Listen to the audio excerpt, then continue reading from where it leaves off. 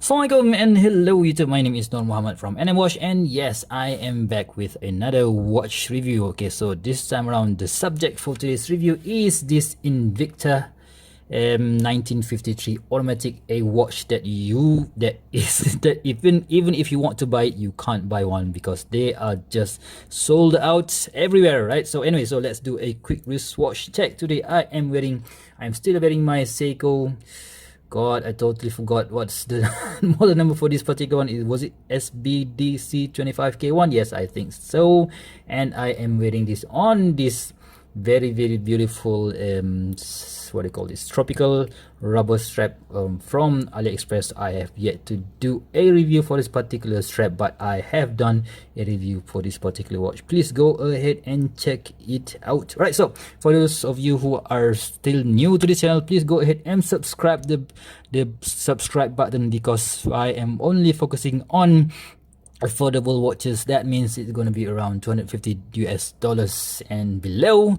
And yeah, sometimes I do get to review something which is much more expensive than that. And if you are a news and already subscribe to my channel, thank you very much for supporting and welcome back. Right, so let's go ahead and check it out. So this is the first ever Invicta that I've got to check out on my channel. So you can see that we have this, oh my god, a very gaudy yellow. Oh my, this is very, I don't know, I just don't like the yellow color, but this is how Invicta came. And inside we have this very mushy pillow here, and we've got an Invicta hang tag here, and the model number, the model number is 31290.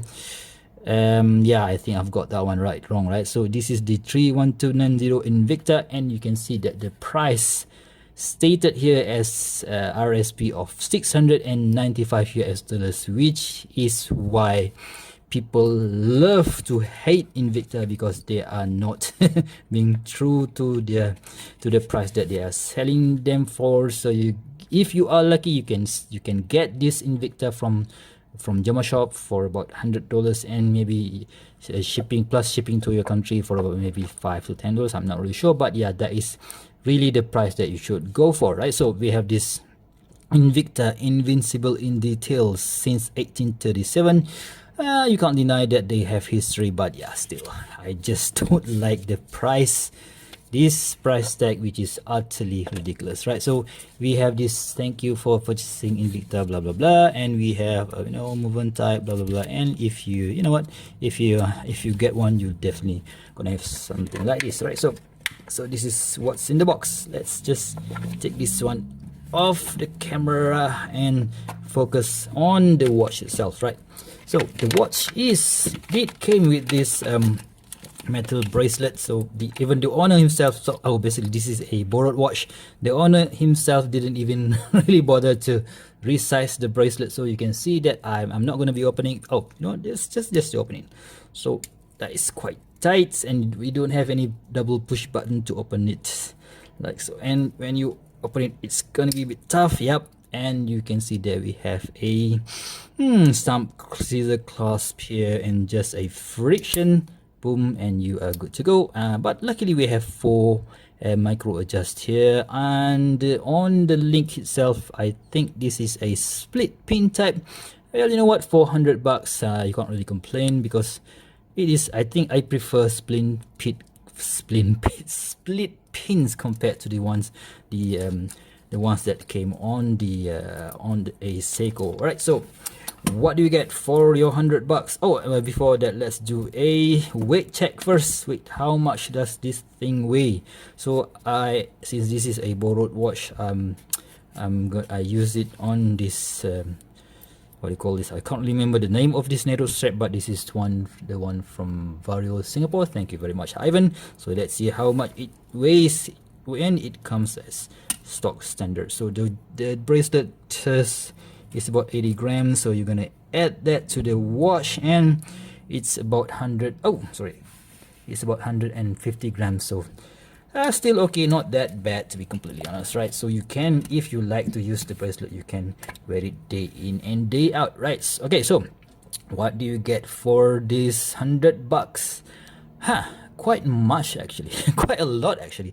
So Invicta, the Invicta Pro Diver, I've never really checked out those models before, but from what I've see in videos and YouTube videos, so they are, you know, they are homaging this Rolex Submariner, the current Rolex Submariner or the one before that, but this one is an homage to a much older Rolex. I don't really remember the reference number, but this is still a homage, but a very good one, a very good one actually. So it has this mineral crystal on top. I believe you can scratch it if you use it long enough. I don't think we have any an AR coating inside there, and we have this full 316L stainless steel case. So we have a brush finishing on the side, circular brush finishing on the top on the lug, and we have this beautiful what do you call this, polished bevel here, which I think quite nice for something that is in this price category, right? So you can see that the lugs is nice, and we don't have any sharp edges anywhere, and we have this crown, which is a sign crown. I'm not really sure what this logo is. Let me see if I can focus in a bit. So come on, focus. Yeah, that I'm not really sure what is that, an Invicta logo. I'm not sure, but yeah, I've never seen this one before. So if you guys know anything about it, so please do chime in below, right? So let's just zoom out back, and we have that matte black dial, which for me looks very nice on this particular watch, because the indices itself is printed with some gold or gilt outline. So if you have a let's say a a polished surface of the dial, is going to be, you know, the contrast is not going to be there. So we have a matte finish black together with that gold minute track printing with that printed indices. So I think that looks just nice. And we have this Invicta logo also printed in gold, and we have the writing 1953 automatic behind under there, and there's no Japan made or Swiss made or whatever made that is available on at the bottom here. So it's pretty clean and pretty nice in my opinion, right? So we have this what do you call this, stainless steel bezel here, and the finishing is of a matte type. So we have also this printing of this numerals in silver color, and we have a Lume pip on the 12 o'clock. Right, so let's check out the bezel action. It's pretty tight, very nice. It's not really as good as a Seiko, but it's okay. So there's just a bit of back play if you really push it, but you know what, when you just turn it, it doesn't really feel that mushy or something like that. So we have 120 clicks, and boom, this is on the 12 o'clock, and you can see that it is slightly, just 0.5 millimeters, maybe slightly off centered to the left, but you can still just push it back to get a much better aligned bezel, right? So the indices, your typical classic what do you call, Rolex style here. So we've got a big triangle for 12 o'clock, a circular for 1, 2, 4, 5, 7, 8 and 9, 10 and 11, and we have a rectangular indices for 3 o'clock, 6 o'clock and 9 o'clock. And yeah, that I think this style is very versatile and very nice. But the one thing that I don't really like on this watch is the hands, the hour and the minute hands, which I think is a bit too small. They could just grow it up, maybe about 0.5 on the top, maybe make it thicker. I think that would make it a lot more legible. And this is a polished gilt hands, so it's gonna, sometimes it's gonna, you know what, it's gonna appear too small. So I wish it's bigger so that it would be much more legible, right? So the second hands is featuring this lollipop style, but you don't have any lume inside the lollipop, inside this circle. So yeah, and you know what, it's just it's just not my style really. I would prefer to have it lume, right? So The crown is easy to operate. Of course, we have an NH35 movement in this, or maybe NH36, but when you unscrew it, yes, this is say 200 meters water resistance watch. So when you unscrew it, you can wind it, and you can, the first position is the date wheel. I can feel the date wheel changing here, and the second position, boom, it hacks. You can adjust it. So NH35, you know what, is a very solid movement, so you can adjust it without any issues whatsoever.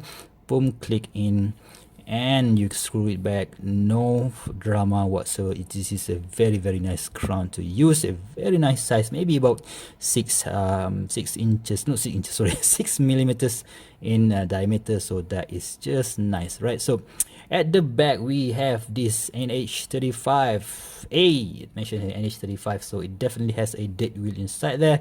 So there's a sticker here, sorry about that, I'm not going to be opening it because this is not my watch. So we have a somehow a, what do you call this, an Invicta roller sticker.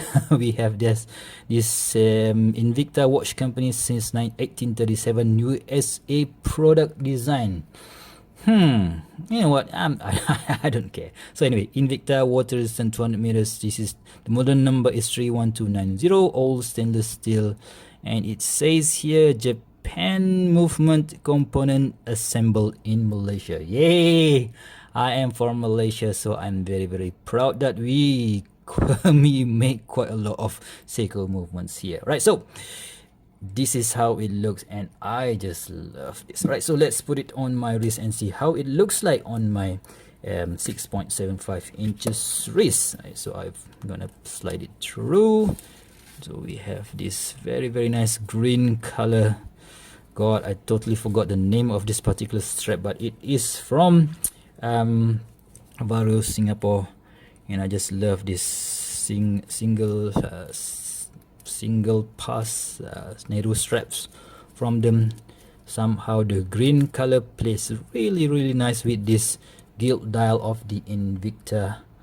I'm gonna call it Invicta 1953, right? So because I totally can't remember the model number, so you can see that it sits really nice on my not so big, not so small wrist. I think if you guys have maybe if you guys have 6.5 to about 8 inches wrist, this is gonna fit you just fine. And yeah, for $100, what else can you ask, right? So anyway, so would I buy this? Okay, so this is a pretty hard to get watch, right? So if I haven't have my Proxima Scuba Master, I would, right? I would say to my buddy, hey man, can you sell me that Invicta? I would. But since I've got that particular watch, that Proxima Scuba Master, and it features the same almost similar gilt dial, I'm gonna stick to that watch because that is a lot more watch for the money. But this one is not bad. If you don't have this style of gilt dial watch, so go ahead, please go and hunt for this one, because $100 with we've got this mainstream brand Invicta. Well, some people are gonna hate Invicta, but this one is really nice, guys. So thanks again to my buddy Mr. Hane for borrowing me this one for me to check it out. So I am going to do a fashion show video for this particular watch later on. But yeah, how do you guys think? What do you guys think about this Invicta, guys? If you like this watch, so please chime in. If you hate it, please chime in as well. So for me, it is good. It is good, but it's not that great. But yeah, still, if you know, as I mentioned just now, if it is okay, but yeah, okay, just okay, but not that great. Okay, so this is my review for this Invicta 1953 automatic, and homage to a vintage Rolex, which I have no idea what the reference number is, and I think it is an awesome watch. What do you guys think? And if you like this kind of video, please give me a thumbs up. If you want to see more future video reviews such as this one, please go ahead and smash that subscribe button. Until next time, stay safe. Bye bye. Of course, I totally forgot to do a Lume check. So this thing got Lume, but it's not gonna be as strong as the Seiko. But yeah, still, let's check it out. Okay, so you can see that the Seiko Lume is going to be very strong. This blue Seiko Lume red Lume is very nice, and we have this, maybe it is using a C3. I think this is a C3 Super Luminova, but because of that green color, yeah, let's just take that Seiko down. But you can see that it is it's glowing bright in the initial hour when you charge it, but it is not going to be staying that long. So normally when I use this thing, I charge it for about 1 minute and then I go to sleep. So maybe it can last for up to maybe 3 o'clock in the morning, but it's not going to be as long lasting as the Seiko. Alright, so now we can end this video.